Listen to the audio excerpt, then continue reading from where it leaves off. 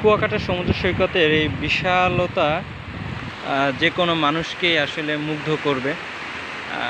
এই জায়গাটা কুয়াকাটা সমুদ্র সৈকতের যে জিরো পয়েন্ট আছে সেখান থেকে পশ্চিমে বেশখানি এগুলে কি বিশাল সি বিচ, কিন্তু এই পাশটাতে তেমন কোনো জ্যাম নেই, কোনো মানুষের কোলাহল নেই। কিছু কিছু মানুষ আসেন, তবে খুব রিল্যাক্সে নিজের মতো করে এনজয় করা যায়।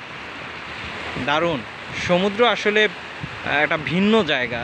এই সমুদ্রের বিশালতা মানুষকে অবশ্যই টানবে, এবং মানুষের মন যখন বিমর্ষ থাকে, যখন মানুষ ক্লান্ত থাকে, পরিশ্রান্ত থাকে, তখন অবশ্যই এরকম একটা জায়গায় না আসলেই নয়। এবং এই সমুদ্রের বিশাল বিশাল ঢেউগুলো যেন যেভাবে আছড়ে পড়ছে তীরে এসে, সৈকতে এসে, ঠিক তেমনিভাবে যখন জীবনের মাঝে এক একটা যন্ত্রণা, এক একটা কষ্টের স্পর্শ এভাবে আঘাত হানে, ঠিক তখন আসলে সমুদ্রে আসা জরুরি। এবং সেক্ষেত্রে আসলে এবং এভাবে পা ভিজিয়ে সমুদ্রের জলে হাঁটাটা নিঃসন্দেহে নিজের মনকে সজীবতায় সিক্ত করবে। তাই যারা সমুদ্র ভালোবাসেন, যারা পাহাড় ভালোবাসেন, যারা সীমাহীন বিশালতাকে পছন্দ করেন, তাদের জন্য অবশ্য প্রকৃতির মাঝে ছুটে যাওয়াই উত্তম। সমুদ্রের বুকে হয়তো কোনো এক জেলের ছিঁড়ে যাওয়া জাল, অনেক দীর্ঘ রশি পড়ে আছে। আসলে এই নীরবতা, এই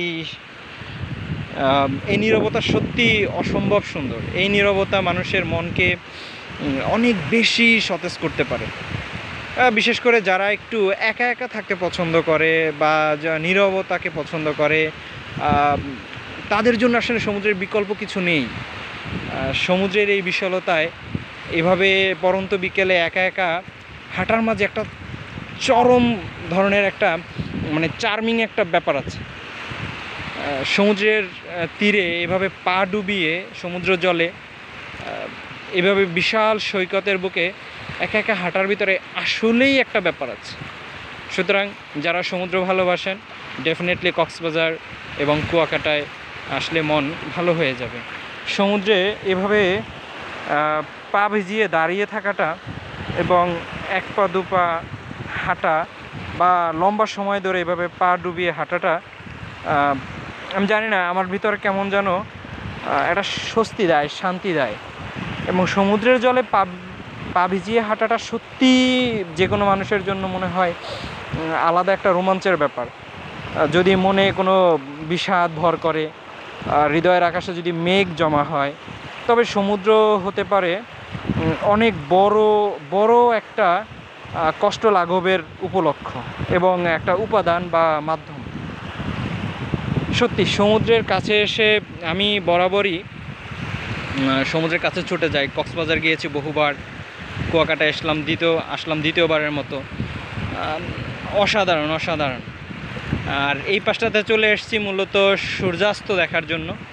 তো পরন্ত বিকেলের এই ব্যাপারটা সত্যি অসাধারণ।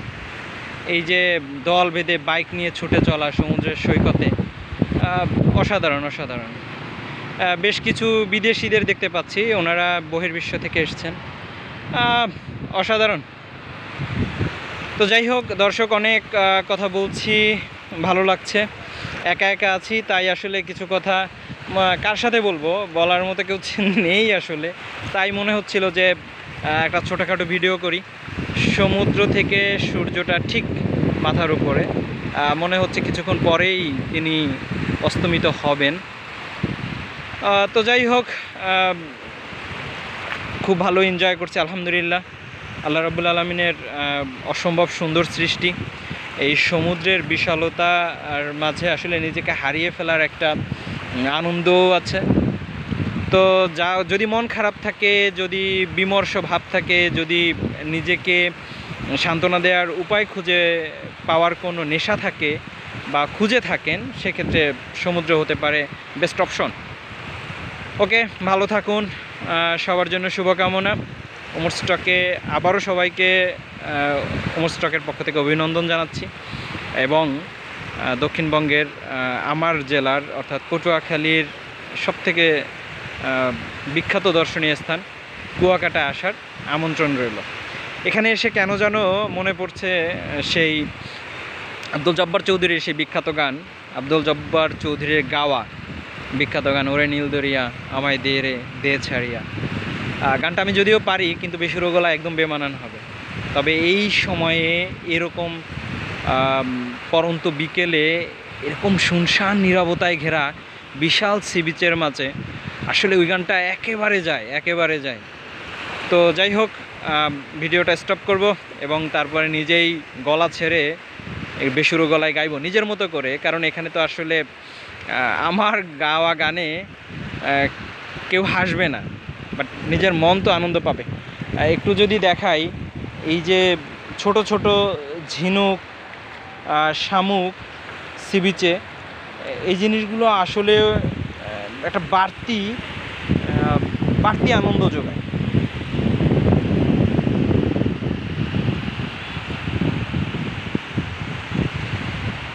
ওরে নীল দরিয়া আমায় দে রে দে ছাড়িয়া।